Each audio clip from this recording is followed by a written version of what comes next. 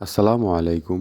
আজকে আমরা রওনা দিয়েছি হাঁসের খামার দেখার উদ্দেশ্যে, অর্থাৎ নেত্রকোনা জেলা মদন থানায় সততা হাঁসের খামার দেখার উদ্দেশ্যে রওনা দিয়েছি। আমরা গাজীপুরের মাওনা থেকে নেত্রকোনা যাওয়ার উদ্দেশ্যে বাসের জন্য অপেক্ষা করতেছি। বাস আসতেছে, কিন্তু সব বাস নেত্রকোনা মদন থানায় যায় না। কিছু কিছু বাস আছে যেগুলো মদন যায়। তাই যেসব বাস নেত্রকোনা হয়ে মদন পর্যন্ত যায়, আমরা সেই বাসগুলোতে উঠেছি এবং মদন গিয়ে নেমেছিলাম।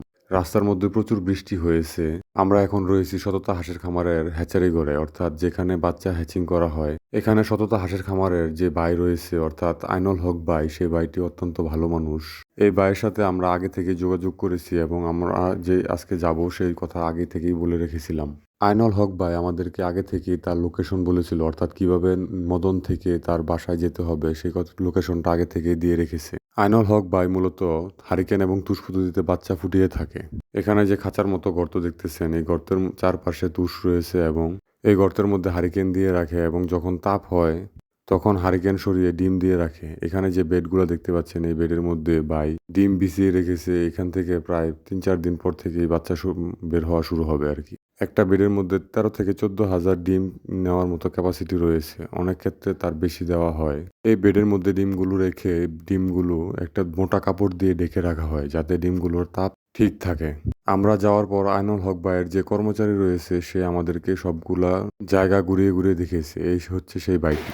একটা বেডের মধ্যে মানে আমরা 10,000 দিন কি 12,000 দিন যার যতটুকু এবিলিটি আছে দিন নিয়ে আমরা বসাই।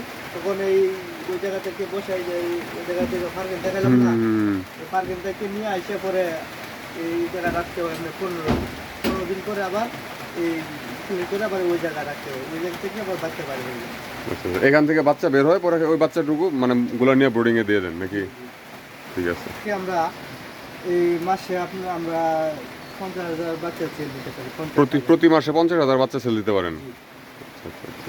যখন এখান থেকে ফুটে বের হয়, তো সেই বাচ্চাগুলা এখান থেকে নিয়ে এই রুমে বোর্ডিং করে আর কি। আপনাদেরকে নিয়ে যাচ্ছি। এটা হচ্ছে মূলত বোর্ডিং ঘর। এখানে বাচ্চাগুলা বোর্ডিং করা হয়। এখানে দেখতে পাচ্ছেন যে কিছু বাচ্চা ফুটে বের হয়েছে, ওই বাচ্চাগুলা নিয়ে আসা হয়েছে। পাশাপাশি এখানে যে গোটা দেখতে পাচ্ছেন, এই ঘরের মধ্যেও বাচ্চা বোর্ডিং করে। এই দেখেন,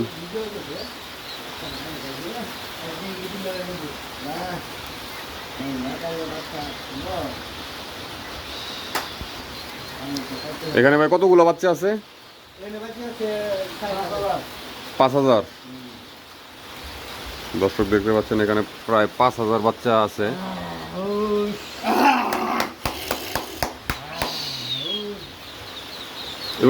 এগুলা কি জাতের হাঁস?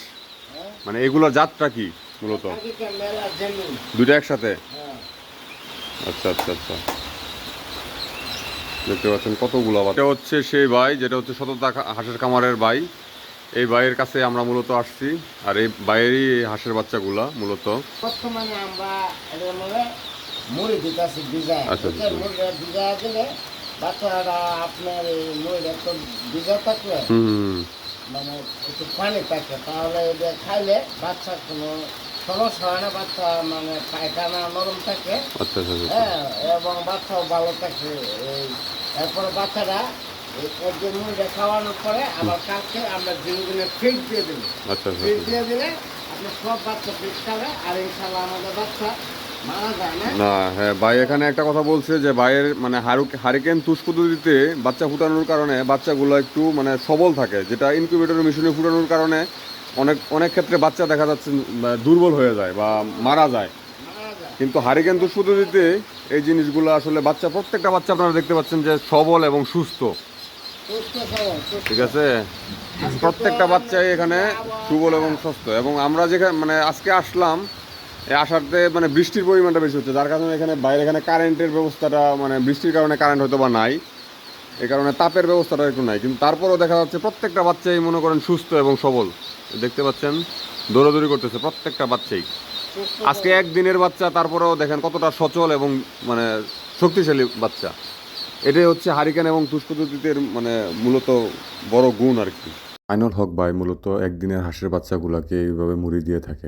আইনুল হক ভাই মূলত ভালো একজন মানুষ এবং সে তার সৎ পরামর্শ মানুষকে দিয়ে থাকে এবং হাঁসগুলার কিভাবে পরিচর্যা করা হয় যদি তার কাছ থেকে নিয়ে আসা হয় বাচ্চা, তাহলে সম্পূর্ণ পরামর্শ সে দিয়ে থাকবে।